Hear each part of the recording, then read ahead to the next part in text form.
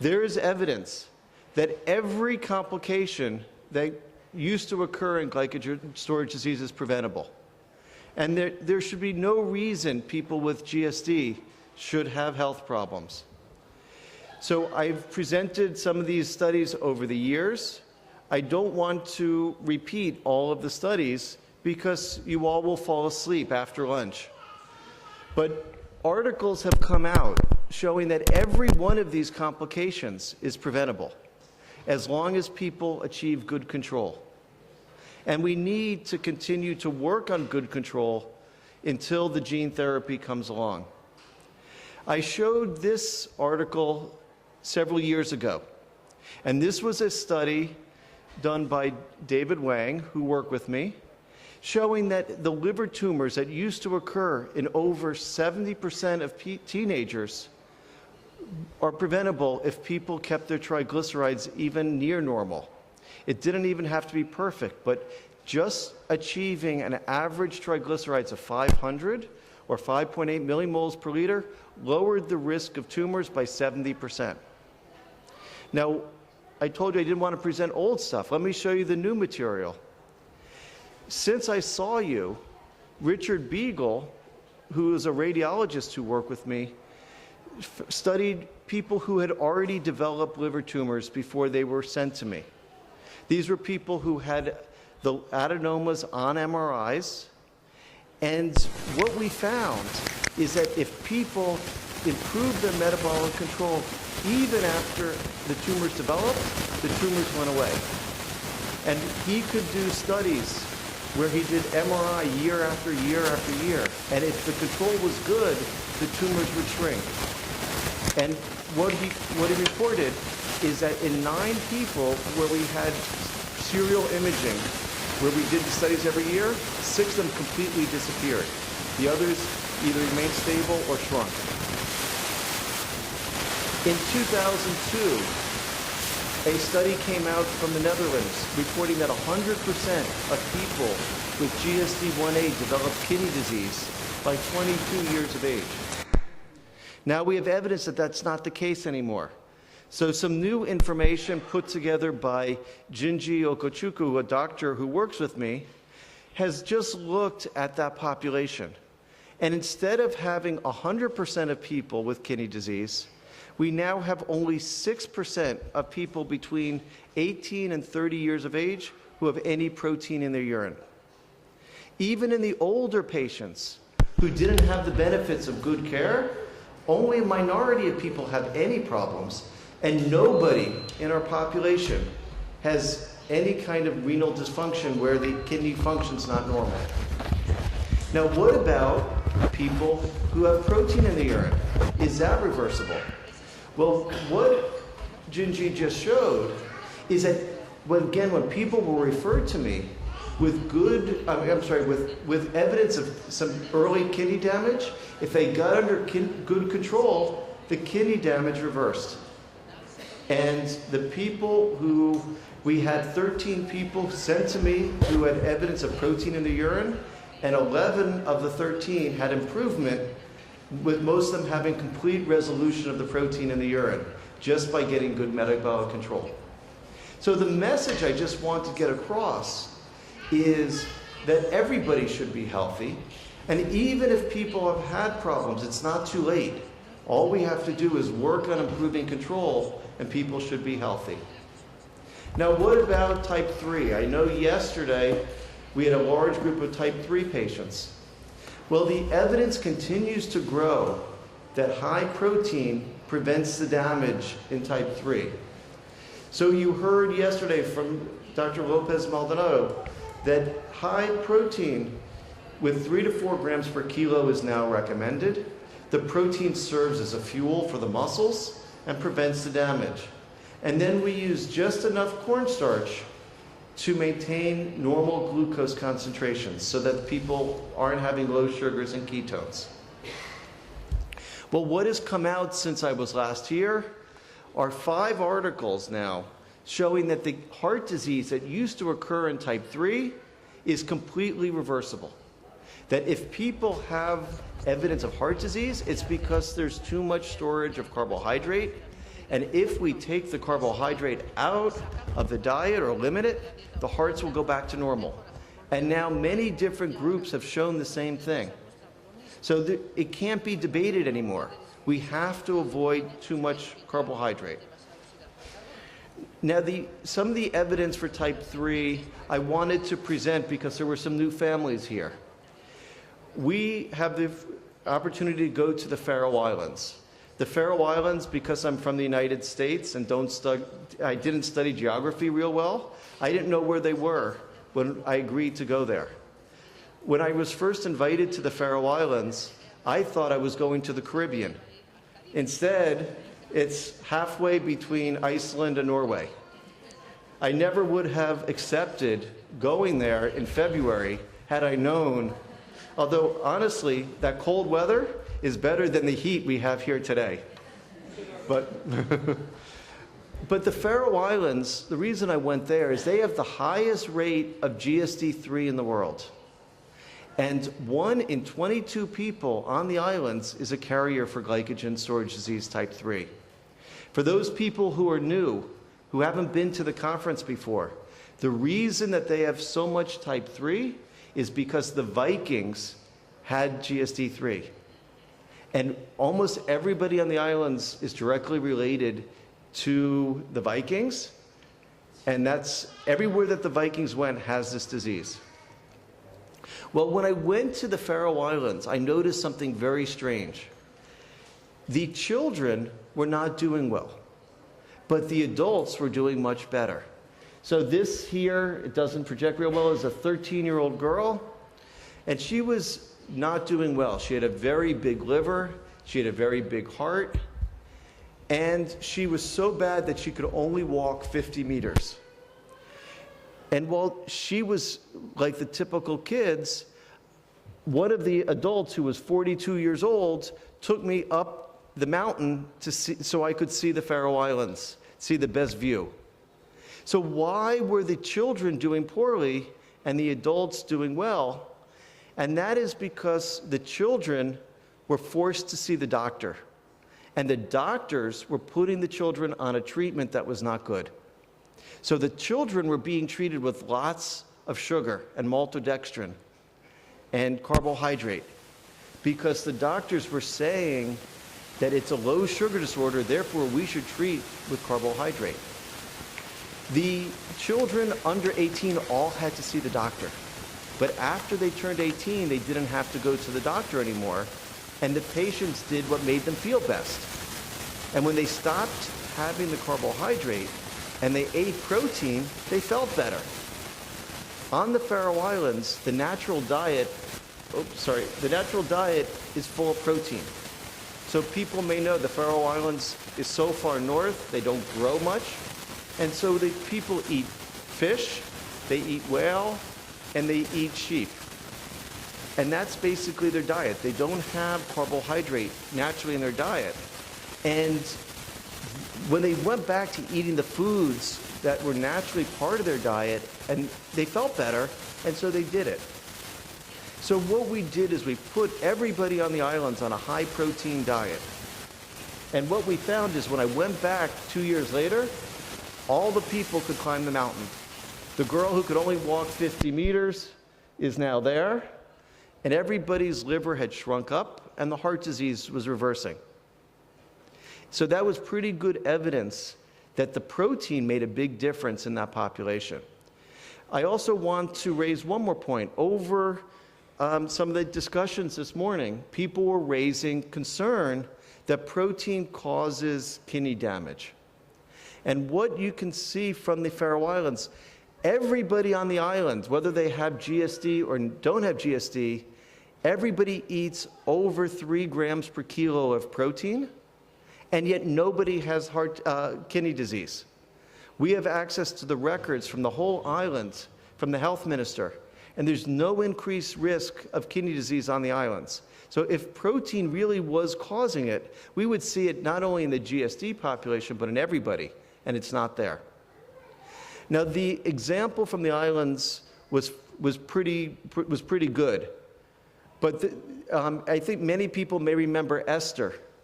Esther was here a few years ago. And Esther told her story, and because people heard it from her, I didn't put it in my talk. But Esther was in a wheelchair.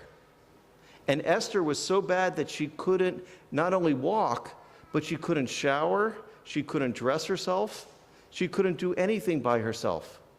But she was being treated by her doctors in the United Kingdom with, again, carbohydrates. And when she got taken off the carbohydrate and put on the protein, Esther was able to get not only up, but within the day she got rid of her wheelchair and she got her life back. And people heard that. If you want to, later we can discuss that more, but since people heard it from Esther, I didn't want to repeat it, except to say there's more and more evidence coming out that protein makes a difference. So, as I put here, there's one complication that we are seeing more. It's not really a complication, it's a medical condition, and that is pregnancy. So I went back to my records. The first time that I came to Spain, we had 18 children born to mothers with GSD.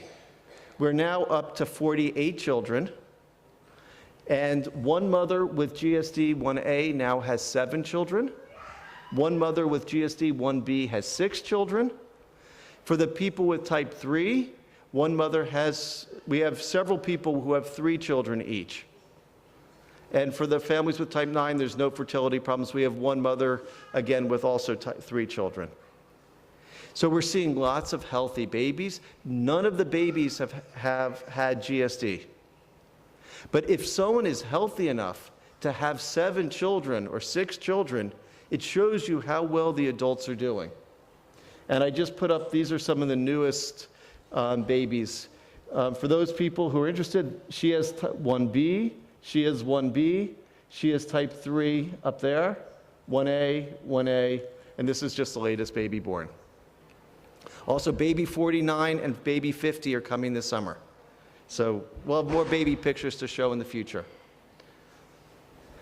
So this is what GSD has become. The people with GSD are now healthy. We're not seeing complications, and people have no limitations. So if you look at this slide, you would never know that these people all have GSD type 1. On this slide, you see GSD type 3.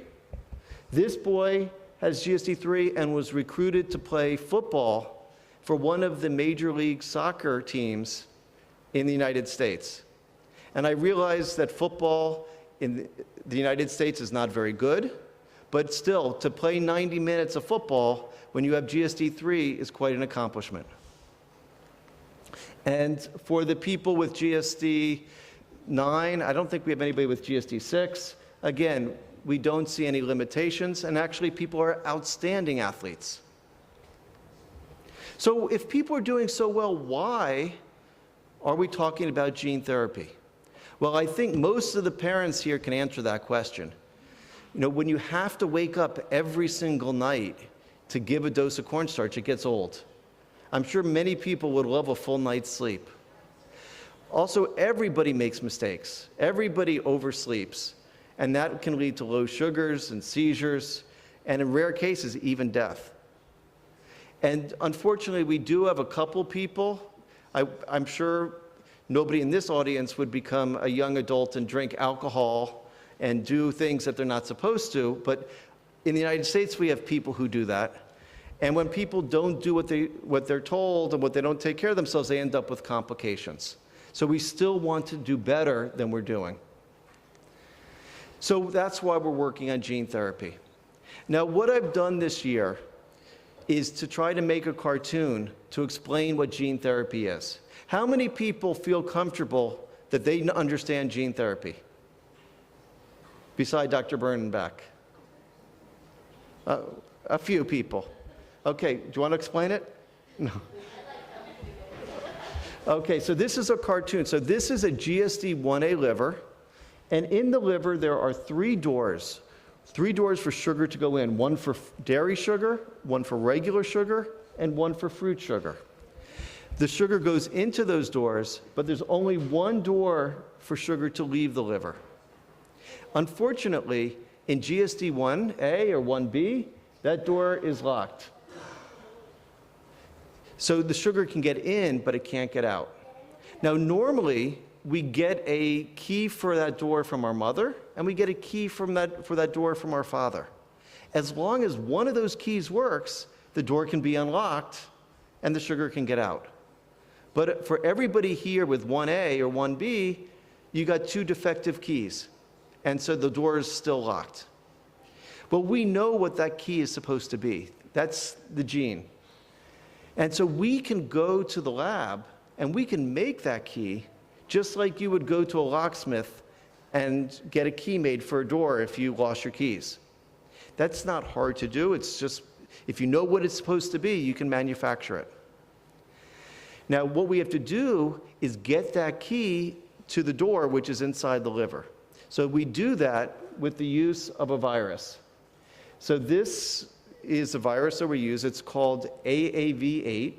It's a virus that goes to the liver and attacks the liver. But because it does not cause disease in people, it can't replicate in people, it goes there, attacks the liver, and then dies. Now that sounds fancy, and people talk about the virus, but really the virus is nothing more than a transporter. And I can go to a catalog, or I can go to my colleague in back, Dr. Byrne, and say, I want a virus that goes from outside the body to the liver. Which viruses do that? Really, that's no different than when Iris and I were planning to come to this meeting. We went to the internet and looked up what airlines fly from Florida to Spain. And if you type in flights from Florida to Spain, Iberia comes up. If we want to look at which viruses go from outside the body to the liver, the AAV virus comes up, and that's how we chose it. It naturally goes there and delivers the key that we want to the liver. So what we do is we take the key that's been manufactured, we put it inside the virus, it then is put into the bloodstream, and then once it's in the bloodstream, it circulates through the bloodstream until it gets to the liver. Once it gets to the liver, it inserts the key, and then it can open the door. And then once the door is open, now the sugar can get out. And that's gene therapy. It sounds fancy, but really what we're doing is being a locksmith. We make it and deliver it. So let me show you some of the slides. Again, because you have seen this over the years, I have not put all the slides up there. But the work started now almost 20 years ago. Dr. Janice Chu at the NIH in the United States made mice that had GSD1A. And these mice were pretty good. It's a pretty good model. They were small, they have high cholesterol and high triglycerides. You can see they have a big liver, big kidneys, and most of the lab abnormalities that we see in GSD1A with low glucose, high triglycerides, high cholesterol, and high uric acid. Under the microscope, it looked just like human GSD1A with lots of glycogen in the liver and the kidneys. Well, those mice die if they don't get treated, but with gene therapy, the mice not only survived, but they had normal labs and did well for the rest of the, until they were complete adults and never needed to be retreated. So these are from Dr. Chu, and she published that many years ago in 2000. So in Florida, where I'm from, we have a tendency to think that mice and people are the same. I think most people know Mickey Mouse. But there are some big differences. In the mice, they don't make lactic acid. And we know that the complications in GSD1A are related to lactic acid. So that's a big difference, and we don't want to go from mice to people if we're not sure that we can prevent the complications. Well, fortunately, there are dogs that naturally have the disease. We did not create these dogs. These dogs won one of the biggest dog shows in the United States. They're called the Westminster Dog Show. And the relative of this dog was a prize-winning dog. When the dog started having puppies, the puppies were dying. And the breeder wanted to know why were these prize-winning puppies not surviving. And he had a vet investigate them, and what the vet found was that the liver was 10% of the weight of the dogs, so it must have been something wrong with the liver. They did a biopsy, and it came back glycogen storage disease. Well, the dogs couldn't be sold as prize-winning dogs anymore, so they were donated for research, and that's where they came from. The disease in dogs is almost identical to people. Actually, you really can't find any difference. It's very severe. In nature, the dogs die within 1 hour of birth. They're born with blood sugars of 0, and they just don't survive. When we moved to the University of Florida, the longest surviving dog was only 4 weeks, and that was with medical treatment, because it was such a severe disorder, the vets couldn't keep the dogs alive.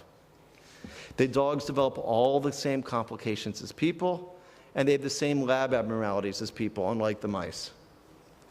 Well, normally, people acknowledge at the end, but I want to emphasize that this is not a one-person effort.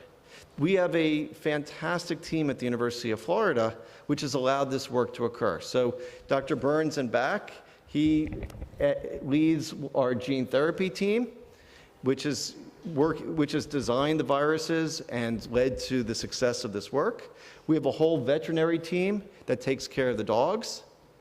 We have over 80 vet students. I think many of you have heard about these students who have been with the dogs 24 hours a day since 2007. We have 2 students with the dogs every day, every holiday, all night, taking care of them. Why? Because by having the students, the dogs are not in cages.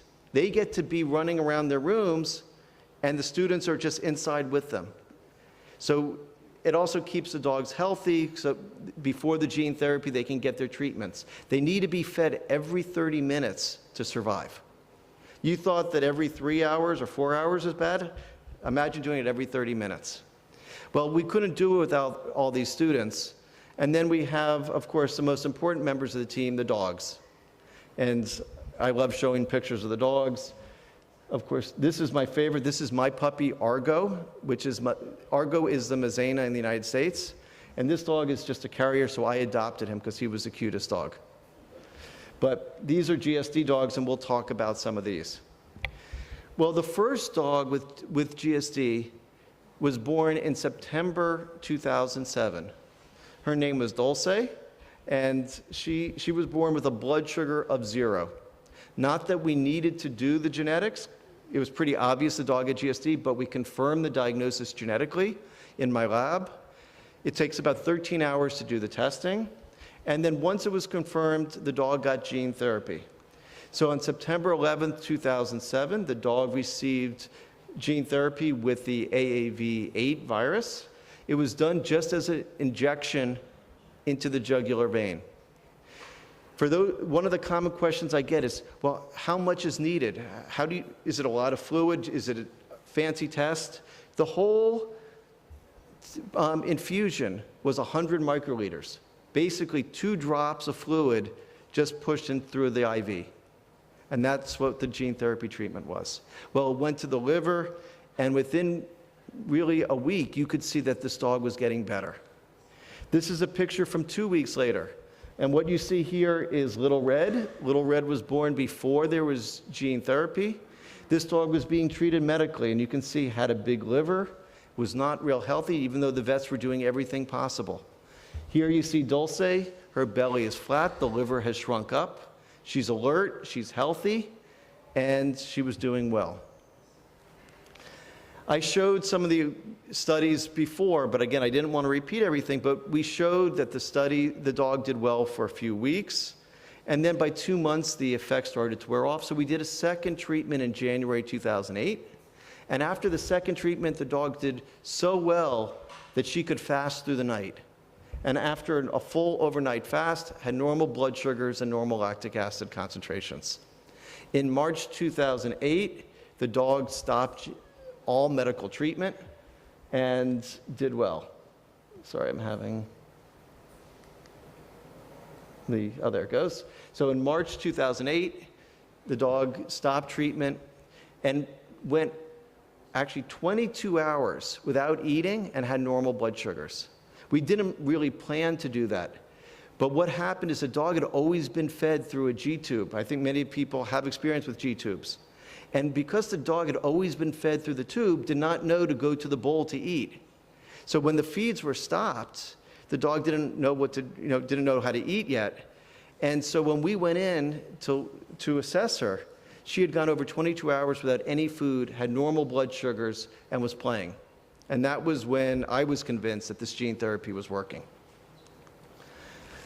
Well, this is Dulce at 2 years of age. We used to have birthday parties for all the dogs on their birthday, and this was from her 2-year birthday, off treatment for 1.5 years, doing well.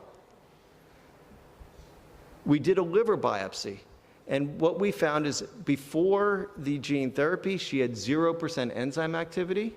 After the first gene therapy, she had 3.4% enzyme activity, and after the second gene therapy treatment, she had 7% activity. And those numbers give us clues about what we need to get. And those numbers have actually been replicated now. With 3% enzyme activity, we get normal glucose concentrations. With 7% enzyme activity, both in the mice and in the dogs, we get normal glucose and lactate concentrations. If you looked under the microscope, you could see tremendous differences after the treatment. So this is what the liver looks like in an untreated GSD dog. The liver's full of glycogen, which is a clear material. These panels show Dulce after her first dose of gene therapy, and this is after the second dose of gene therapy. This is a normal liver, and what you can see is with the gene therapy, the glycogen disappears, and the liver gets healthier. Well, we did 5 dogs at birth, and they all did well. And one question that came up was, maybe over time something changed with the disease. Maybe it wasn't as severe as it was before. So what we decided to do was, again, place a G-tube in the dogs, fed the dogs every 30 minutes until they got older. And then we would treat them when they got to be adults. And that would also allow us to see what would happen in an older liver. So what you see here are some of the dogs still treated at birth, and then this is a dog that was being medically treated. This is Ginger. And Ginger's much smaller than her litter mates, and even though she was being fed frequently, still was not doing real well. So it showed that it wasn't that the disease got milder, it was because the gene therapy was what was making the dogs healthy. Well, Ginger got to 2 months of age and was not doing very well. I'm just going to switch. Oh, there it goes. So this is Ginger, and we said, okay, this dog is just not healthy. It's time to go ahead and do the gene therapy. She had gained 30 grams total between 1 month of age and 2 months of age. We did the gene therapy at 2 months of age, and within days of the gene therapy, she started gaining 30 grams a day and went from being a very sick dog to being a healthy dog. We ended up treating 3 dogs as adults, and they all responded very well. They even responded better in the older dogs than they did in the young dogs. So this, I'm not going to go through all the dogs, but here are pictures of the dogs that were treated with gene therapy, and every dog that got treated with gene therapy responded. The dogs that received 2 treatments all were able to come off treatment. And fortunately, we have not seen any complications in any of the dogs. They get MRIs, they get ultrasounds of their livers, we look at their kidneys, and they've done well. So I'm just going to switch because this is this is from biopsies that were done in the dogs, and what you can see is that it's also lasting. So we have dogs that have been out for 3 and 5 years after getting the gene therapy, and it's still working. They're off treatment, and when we do the biopsies, we can find that there's still many copies in the liver, and we haven't lost very much over time. So in summary, we have 11 GSD dogs. 8 of them have undergone gene therapy, 5 at birth and 3 as adults, and they've all done well. Well, you've heard about gene therapy for a long time. So I know many people are skeptical because they say, we've heard about this. These are magazines from the United States, Time magazine, that were featuring gene therapy back in the 90s and also in 2000 that it was going to revolutionary treatment, and that gene therapy was the future of medicine. And we heard about it, but it then never happened. Well, why didn't we ever get the progress? And why should you believe that now is the time? Well, part of it was that there was stuff that we had to learn, and there were mistakes along the way. So in 1999, gene therapy was tried in an 18-year-old with another disease. It was a disease called OTC deficiency. And when the gene therapy was attempted, the 18-year-old died from the treatment. Now, what happened? Well, the virus that was used to transport the gene, to the liver in that case was too strong. It was a virus that causes disease in people and makes people very sick. And when they gave large numbers of viruses to this child who was already sick, he ended up not doing well. The other problem was that there were safety guidelines that were already made for that trial, and they weren't followed. So his liver was inflamed even before they did the gene therapy, which shouldn't have happened. In 2002, gene therapy was tried for another disease. It's an immune disorder called X-linked SCID. And what ended up happening is that several years after doing this, the people who got the gene therapy died. Some of them died from leukemia or developed leukemia. Well, how did that happen? Well, one of the things was that the investigators rushed right into people after having initial success in the animals. And they did in the animals, it worked, and they went immediately into humans. And then later on, some of the animals developed the same complication, but by that point, it was too late. And so I think that the error that happened there is that people were in such a rush to try to do this that they missed the fact that there were problems developing. So what ended up happening is that there's a lot more supervision, and that's occurring now, so that we don't make these mistakes again. Okay, so these are some of the changes that have occurred. There's more oversight and attention to safety. We're using viruses now that don't cause disease in people. As I mentioned, the AAV virus can go to the human liver and it doesn't make us sick. And the animal studies are much more prolonged. So I mentioned we did our first trial in 2007, and now we've basically followed the dogs their whole life cycle without seeing problems. So we know it's much safer than what was being done before. Well, there's also success in humans. So this article came out in December 2011, and it was for gene therapy for hemophilia. Hemophilia is a clotting disorder, and boys who have that, if they get cut, can bleed to death. So this was done as a safety trial, and 6 boys got treated with gene therapy as part of a safety trial. And even though it wasn't designed to really show efficacy, 5 of them were able to stop their treatments after the gene therapy. The only person who ended up still requiring treatment at baseline was the person who got the lowest dose in the trial, and even his dose went down by 80%. So it was very encouraging to see success and to see that the boys did well. Dr. Byrne was involved with the study at the University of Florida and also at a couple other institutions looking at gene therapy for a form of blindness. So there were 22 people treated at our institution who couldn't see. They were blind from a genetic form of blindness, and after gene therapy had vision. They could, while it wasn't normal, they could see a clock, they could see the sky, they could see normally. They could walk around without sticks anymore, just with glasses. And so again, gene therapy showed success, and it was safe. There's also exciting news here in Europe, and we now have an approved medical treatment using gene therapy here for a cholesterol disorder. So this was approved in November 2012. The drug is called Glybera, and doctors now can prescribe this, and gene therapy is occurring, and it's been safe and it's been working. In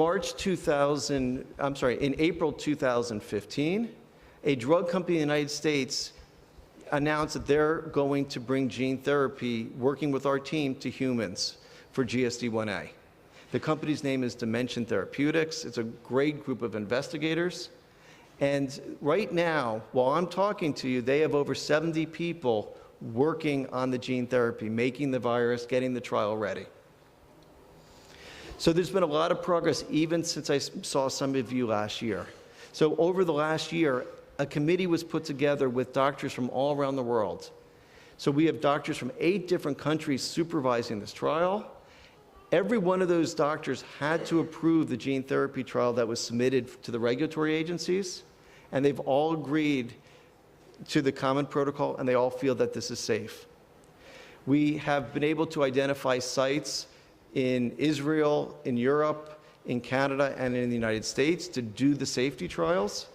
And we've also are in negotiations with sites for future trials, including here in Spain. We've also been finishing up the toxicity studies so that we can begin the human trials. In April 2016, a new factory opened outside of Boston that is going to be used to make the virus for the human trial. So right now, they are manufacturing the virus that will potentially be used for these human trials. Right now, we're in the process of getting regulatory approval. In 2017, we hope to begin the human trials. When we begin, the first thing we will do is a safety trial. We have to show that this is safe before we really go out and try to treat people. And that's required everywhere in the world. So we will do a safety trial in 15 to 18 people at those sites that I mentioned earlier throughout the world. And we'll be doing it in people over 18 years of age. If it's found to be safe, then we hope to begin in 2019 or 2020 latest trials across the world looking at trying to treat people with this virus and with the gene therapy. Well, what about the other types of GSD? Well, we're also working on gene therapy for other versions of GSD. Most of our work has been on GSD 1B, but there are some challenges with that disorder compared to GSD 1A. GSD 1A is principally a liver and kidney disease. And we know if we treat the liver, the kidney seems to get better. But what about 1B? 1B has neutropenia, which is a bone marrow problem. And the virus goes to the liver. It doesn't go to the bone marrow. It also involves the intestines and the inflammatory bowel disease in GSD 1B. But we don't have a virus that goes well to the bone marrow and goes well to the liver. So that is going to be a challenge. For GSD type 3, people know that it affects the muscles, the heart, and the liver. Again, finding a virus that goes to all the different places that's safe is a challenge. So we'll have to overcome some of those barriers. For those people with GSD 9, it's at least that disorder is just the liver, and if it works in GSD 1, we should be able to treat GSD 9 just by switching the key and putting the gene in for that disorder. Well, let me show you the results from GSD 1B. So Youngma Lee is a PhD scientist who trained under Dr. Chu and came to work at the University of Florida under our team. And he just reported in June successful gene therapy for GSD 1B. He did different versions of gene therapy, but working the latest version, which you see here in black, blue, and red, those are the latest versions. The latest version worked well. So once he got it perfected, the dogs could fast and have normal fasting studies. And after the gene therapy, had 100% survival. So with the latest version of the gene therapy, 180 mice have been treated, and there's been 100% survival using that virus. So it fixes the sugar problems, it solves the survival issues, but it does not solve the neutropenia. And the mice still end up having the neutropenia and are at risk for infections. So we've also been working on different ways to treat the neutropenia. Well, in a study that was published this year, or last year by our team with the NIH group, and also a study done by the Netherlands group, we have clues on ways to treat the neutropenia. So I've summarized those two articles here, and what was reported was that even though over the years doctors have always said that the bone marrow problem, the neutropenia was due to a bone marrow problem. When we studied the bone marrow, we did not find any problems. The cells were being made normally, and then they were being released into the bloodstream, but then they died, which is different than what the textbook said. The other problem is the treatment that's being used right now, which is the Neupogen, is really treating the bone marrow. It's not treating the problem. All we're doing is getting the bone marrow to make more cells. And it would be much better to treat the primary problem instead of just revving up the bone marrow. So studies were done to try to understand what was going on, and a new pathway was identified in the white cells. So in the white cells, there's no glycogen. So nobody really understood why this glucose transport defect caused neutropenia if there's no glycogen there. Well, a pathway was identified in the white cells that showed that what's happening is that glucose is being converted to glucose 6-phosphate, and then to preserve it until the white cell needs energy, it was getting cycled back to form glucose. So it would go in a cycle, glucose to glucose 6-phosphate back to glucose. And even though there's no glycogen, by going in this cycle, this circle, it would preserve the energy until the white cell needed it, and then when the white cell would be forced to fight an infection, it could be released to find it. When you don't have that pathway, you end up getting a lack of energy to fight the infections, and you also get a buildup of metabolites which are toxic to the cells, and that causes the white cells to die. So basically, the lack of that pathway is leading to early death of the cells. So why is that important, that understanding? Well, there are some metabolites that are building up that are toxic that we could treat medically. And we are in the process of doing trials in the mice of an oral treatment that we hope will be able to treat the neutropenia. And those studies are going on right now, and I hope to be able to report real results next year. But we've also started to do another approach. So early on, when we would try to do any studies with the 1B mice, we had a problem that they would die. Not only were they getting hypoglycemic, but every time we would go to do a blood draw, they would get an infection and they would die from the infection. But after we've done the gene therapy, the 1B mice are now stronger. They're surviving, they're doing much better. So now we have the potential to do new studies, and this is allowing us to try to treat the neutropenia in a new way. So what we're doing is we are taking blood from the mice, and that allows us to get stem cells. Stem cells are cells that have the ability to make new blood cells. And so what we do is we get them, and then we grow them in the lab so that we can get millions of cells. All it takes is one, and then we can grow it. Once we get large numbers of cells, we do gene therapy outside the body. So this solves the problem that the virus doesn't go to the bone marrow. We can do it in the Petri dish and fix the cells that way. We can identify then the cells that have been fixed, and once we do that, we grow them in big numbers, and then we can give them back to the mouse, and the stem cells will go to the bone marrow, start to create healthy cells, and we hope to be able to treat the neutropenia that way. So the new approach for GSD1B is to do the liver gene therapy, get the mice to be healthy, and then we can go treat the neutropenia. In humans, because we have medical treatments, we might be able to do this even first if this ends up being successful. So where we stand is that gene therapy appears to be very promising. Gene therapy has now been done in the mice and the dogs for 1A. It's been done now in over 200 mice with GSD1B. Since I was here, we at the University of Florida created mice with GSD type 6, and we are now working on medical treatments for the GSD6 mice and gene therapy for GSD6. And there's also a mouse model and a dog model for GSD3, and studies are going on around the world looking at gene therapy for that disorder. So just to end by going over some of the new research efforts that we're doing this year and next year, we are in the process of testing a watch that senses low blood sugars. Now, this is the second generation of the watch. The first one worked. It measured glucose on sweat, but the problem was that it would work for a couple days, but sending a current which would cause the body to sweat through the sweat would also cause people to get burns. And so while the product actually worked, it had too many problems and side effects, and so it was pulled from the market. The second generation watch, which we've been studying, still is not accurate enough, but we continue to go back to the company to try to give them feedback so that we hope we'll be able to have a watch or a device that will be able to sense blood sugars.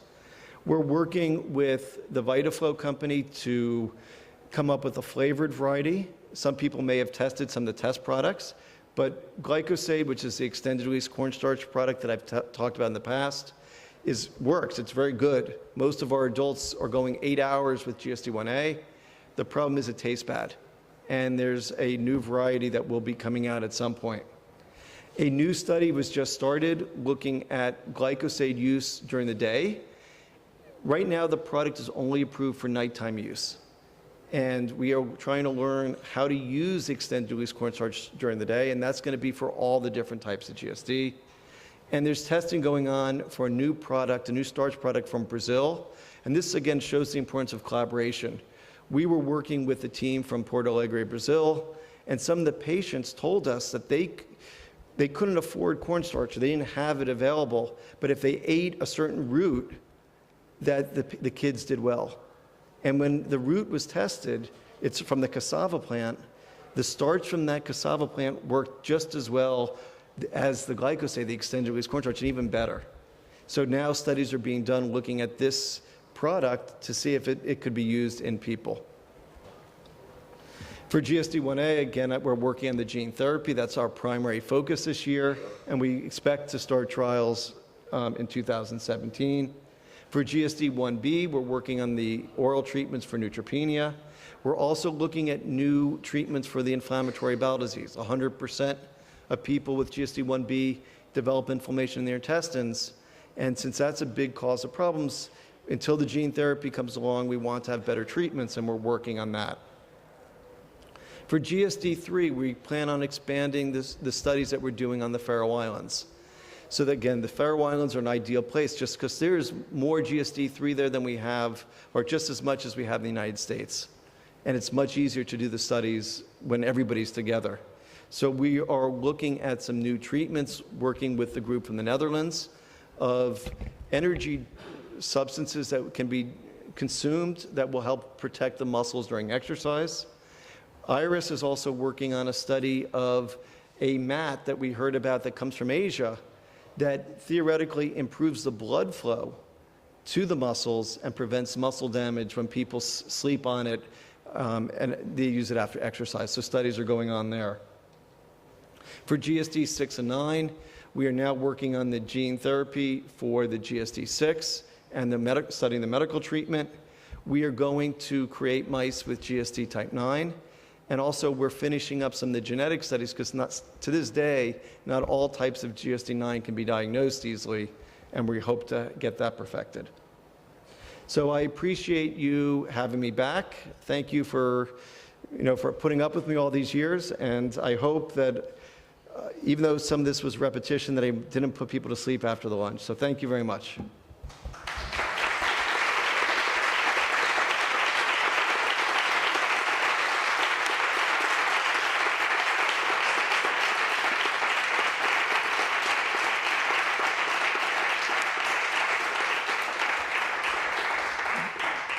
Preguntas?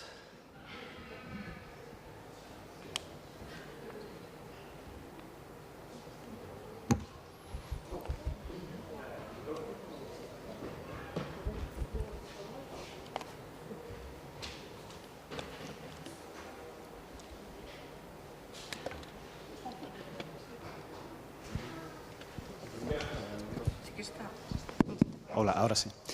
Hi. Great talk. Thanks for the time. I just wanted to know which serotype are you using for the clinical trial? Is the AA8 or 9? So we're using for the GSD1A, AAV type 8. Type 8. Okay. And then we're actually looking at AAV9 right now for treating the kidneys, just in case we do the gene therapy in the liver and the kidneys still are not fixed. We're looking for alternatives to treat the kidneys. So we are looking at actually both those viruses. Okay. For the toxicity problems or the preclinical studies before going to the clinical trial, you said that you are almost done on that part. Is that right? So, I'm sorry? You said that in the preclinical studies, you almost done the toxicity of that before getting into the patients, right? Yeah. Are you trying to do some kind of studies in terms of random integration of the AAV? Have you looking at that in that studies, or is something that you are not dealing with? So where we stand right now is we think that we're ready to get it through the committees, but it's in front of the regulatory committees. We've looked at how long it lasts. We have studies in the dogs and the mice that show that the virus, once it's given, persists just for a couple weeks, and then it's completely gone out of the bloodstream. And studies have also been done to see which organs have been done. Most of this is done by a person who works with me and with Barry, Dr. Bernenbach, Thomas Conlon. And so we've been able to show that it basically affects the liver, and then within a couple weeks you can't find any evidence of the virus anymore. The same virus has already been used in people. Right. And the only side effect that's really been seen so far is a little bit of an elevation of the liver tests, just with a rise into the 100s for the AST, ALT, which has not been a problem. And toxicity otherwise hasn't been seen in the human trials or in the dogs. Yeah, well, right. I was talking about integration because it's been described that the AAV do integrate, even it's in very low rate. And I know some groups have found some strange things about generation of malignancies that it's not clear whether it's actually AAV who's created that, but I don't know whether you are also dealing with that in your studies. Right, and actually our studies, and most of this work was done by Janice Chu at NIH, have found just the opposite, which is if you take mice that were prone to liver tumors, there are some mice with GSD that 100% of them get liver tumors, and you do the gene therapy, it actually protects them from developing it. So yes, there are some studies out there that have raised a question about whether it's safe in the liver, whether it could cause problems, but at least in the GSD population, the experience has been just the opposite, that it protects against adenoma formation. Yeah. Thank you very much.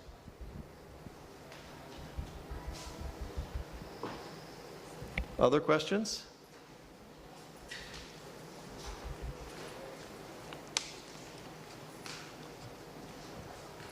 Hola, buenas tardes. ¿Influye la actividad enzimática a la hora de recibir el tratamiento genético?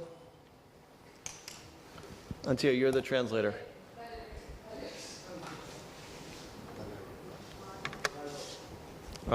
Okay.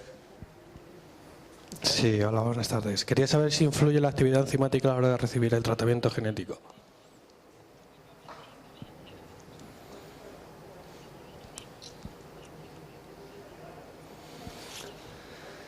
So if I understand the question, it's whether the baseline enzymatic activity impacts on the gene therapy. And if for people who have some enzyme activity, it should be even easier to do the gene therapy because we don't have to get that much higher to get the benefit. As I said in the talk, the studies have shown that 3% enzyme activity is enough to normalize the glucose concentrations. So if someone is starting with 1 or 2% at the beginning, we don't have to get very much of the liver fixed before we're going to get that benefit. If someone's starting from 0, we have to get more of the cells fixed in order to achieve that goal. So yes, the baseline does help.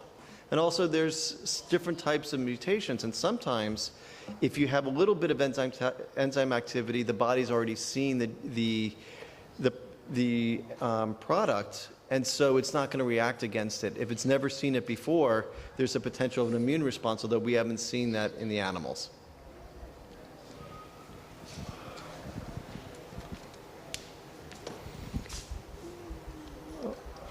Any other? Okay, well, thank you for having me back.